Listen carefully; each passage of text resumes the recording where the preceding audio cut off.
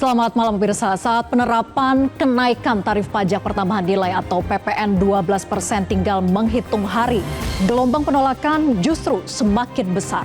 Ada yang turun ke jalan lewat media sosial hingga menggalang petisi. Nah, menariknya belakangan anggota DPR kini juga terbelah. Walau dulunya mereka sudah sepakat dengan kenaikan ini. Kubu yang menolak mengatakan PPN 12% akan semakin menyulitkan masyarakat di tengah ekonomi yang memang sudah sulit. Namun pemerintah berdalih dampak kenaikan PPN sudah dihitung dan tidak akan signifikan kok. Tak lagi pula beragam skema bantuan maupun insentif untuk mengurangi beban masyarakat dan menjaga daya beli juga telah disiapkan oleh pemerintah. Lalu apa persisnya dampak-dampak yang terancam dialami masyarakat dengan kenaikan PPN ini? Dan mungkinkah PPN 12% ini dibatalkan di detik-detik terakhir? Inilah kontroversi selengkapnya. PPN 12% sudah taken bersama saya Vera Bahaswan.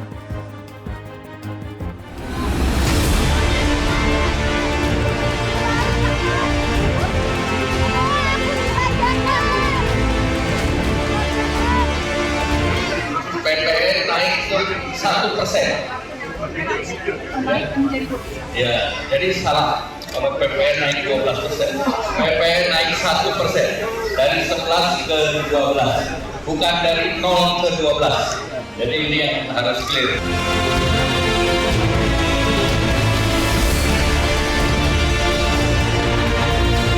Peningkatan pendapatan negara di sektor pajak itu penting untuk mendorong program Asta Cita dan prioritas Bapak Presiden, baik untuk kedaulatan dan resiliensi di bidang pangan dan ketahanan kedaulatan energi. Di samping itu juga tentu penting untuk berbagai program infrastruktur, pendidikan, kesehatan, perlindungan sosial, dan juga program terkait dengan makanan bergizi.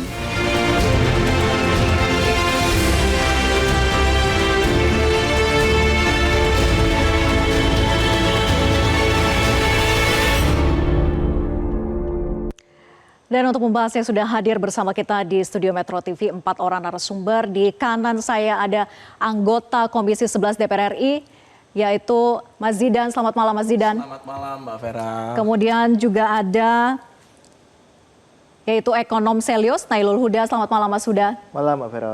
Dan di kiri saya ada analis kebijakan ekonomi Apindo, ada Ajib Hamdani. Selamat malam Pak Ajib. Selamat malam Mbak Vera. Kemudian juga ada staf ahli YLKI Devian Kori. Selamat malam. Malam Mbak. Mas Devian. Selamat malam Bapak-Bapak, terima kasih sudah hadir dan tentunya kami juga sudah mengundang begitu ya dari pihak pemerintah yang rencananya akan diwakili Direktur Penyuluhan, Pelayanan dan Hubungan Masyarakat Direktorat Jenderal Pajak Dwi Astuti, namun batal hadir malam hari ini.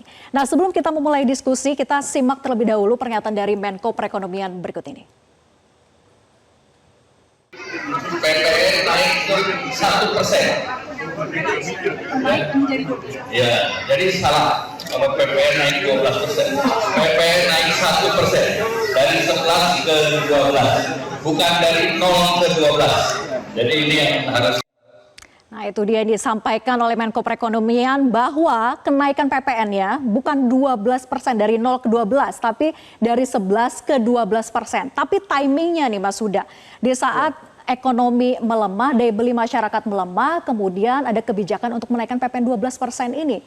Jadi kalau menurut Mas Huda, penolakan dari publik itu dengan sangat kencangnya disuarakan. Wajarkah masyarakat itu menolak? Ya, kalau kita lihat sebenarnya sampaikan oleh pemerintah ya, semua data positif semua.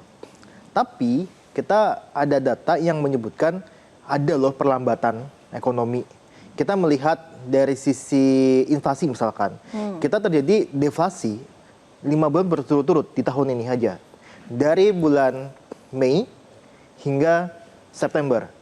Belum lagi kalau kita lihat pertumbuhan konsumsi rumah tangga itu melambat. Ya. Nah, artinya memang masyarakat tengah menghadapi tekanan yang cukup besar di daya belinya. Kenaikan tarif PPN ya dari 11% ke 12%, ini akan semakin memukul lebih dalam untuk daya beli masyarakat kita, yang pada akhirnya akan berimpak kepada seluruh aspek ekonomi, termasuk ke dunia usaha. Itu yang kita takutkan sebenarnya Mbak Vera. Oke. Nah, ini kita akan lihat ya data berikut ini. Ini adalah bentuk gelombang suara penolakan, yaitu berisi dalam petisi penolakan PPN 12%. Coba kita lihat grafisnya. Jadi sampai tadi siang itu sudah hampir 200.000 orang yang menandatangani petisi ini. Menarik pajak tanpa timbal balik untuk rakyat adalah sebuah kejahatan. Jangan minta pajak besar kalau belum becus melayani rakyat. Tolak PPN 12% gitu ya. Nah, pertanyaannya Mas Huda kemudian, dengan mencermati dampaknya jika PPN 12% ini tetap dipaksakan oleh pemerintah, apa akibatnya? Yang pertama, kita sudah menghitung dampaknya. Kita akan melihat perlambatan ekonomi di tahun depan. Kita di triwulan 3 itu ada di 4,95%. Kita prediksi ketika memang dinaikkan, kita prediksi bisa melambat, mungkin akan ada di pengurangan 0,12 basis poin. Artinya ini akan semakin turun atau semakin melambat ekonomi kita. Sangat jauh sekali dibandingkan dengan apa yang dicita-citakan oleh Prabowo. Mereka pinginnya 8%. Ya. Nah, ini dengan strategi yang saat ini dilakukan, itu nggak make sense ketika kita nyebut ya akan tercapai 8%, karena toh ini akan mengurangi daya beli masyarakat. Karena apa Mbak Vera? Karena kalau kita lihat konsumsi rumah tangga itu menyumbang 50% lebih. Oke. Kalau ini diganggu, otomatis sebenarnya seluruh dari PDB ya, kita melihat 50% dari PDB itu pasti akan terganggu juga.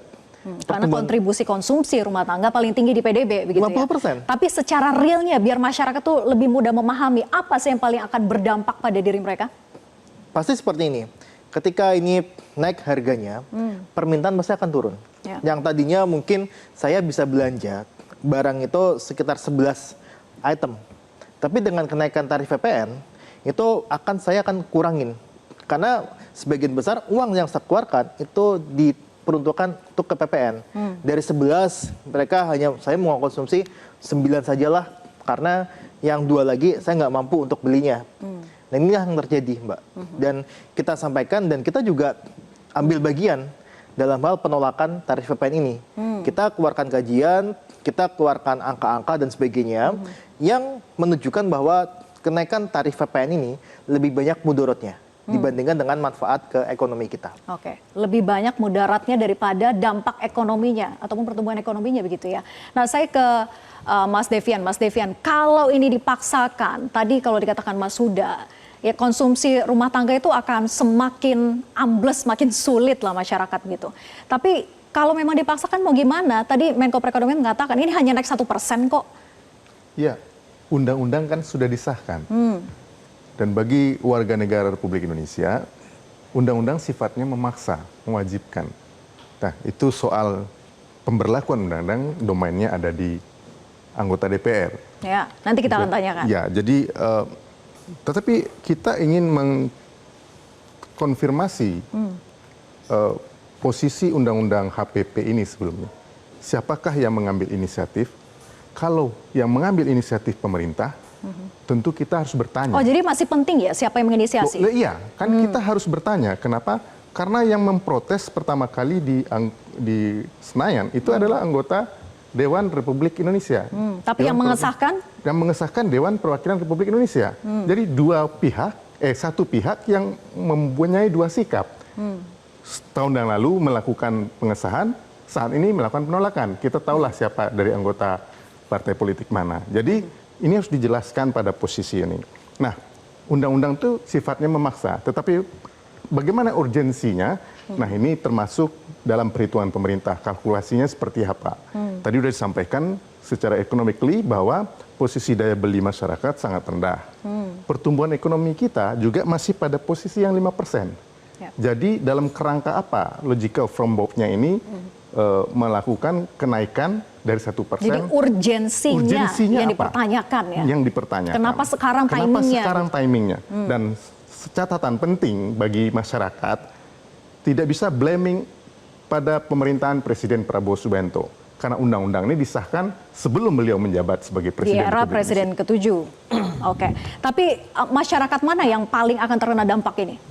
Ya, kalau kemarin anggota DPR menyampaikan bahwa ada pembatasan terhadap pemberlakuan terhadap yang kena pajak 12% ini terhadap barang mewah, tentu kita menunggu seperti apa petunjuk teknis pelaksanaannya dari Kementerian Keuangan.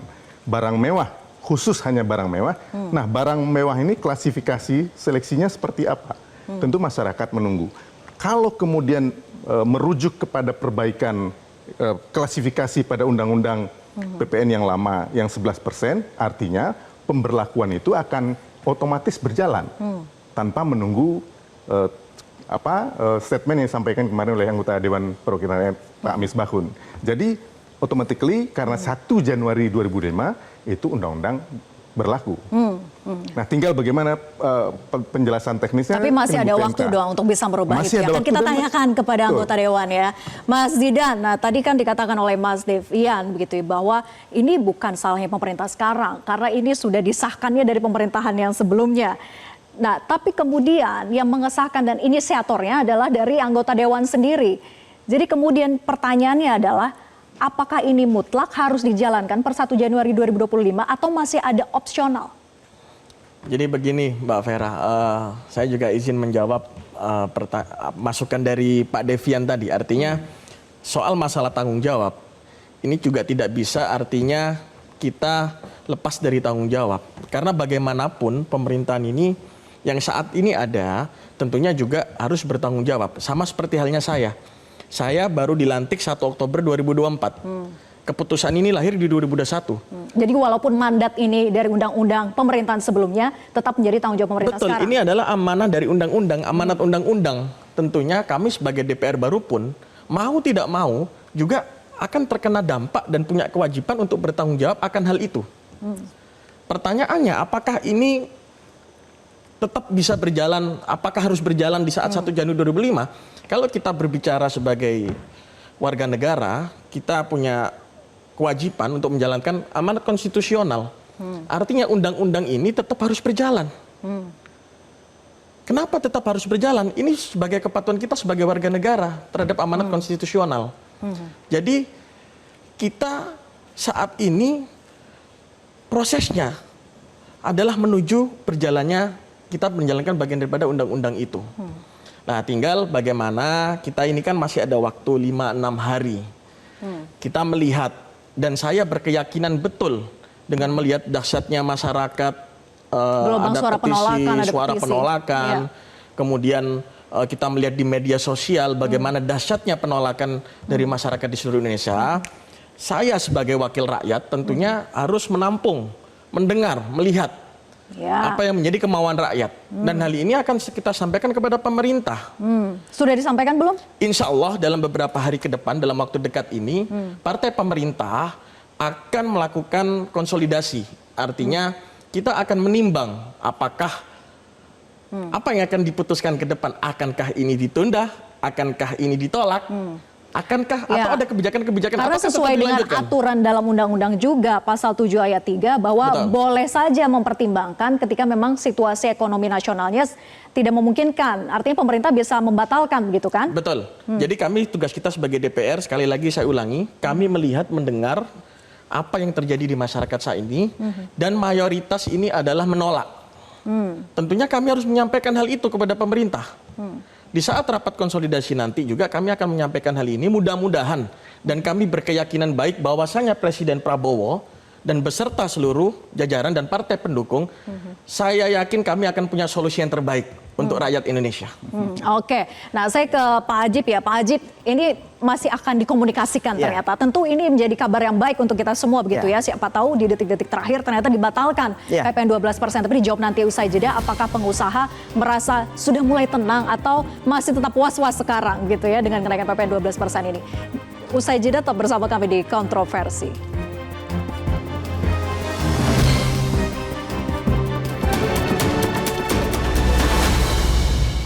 Jelajahi cara baru mendapatkan informasi. Download Metro TV Extend sekarang.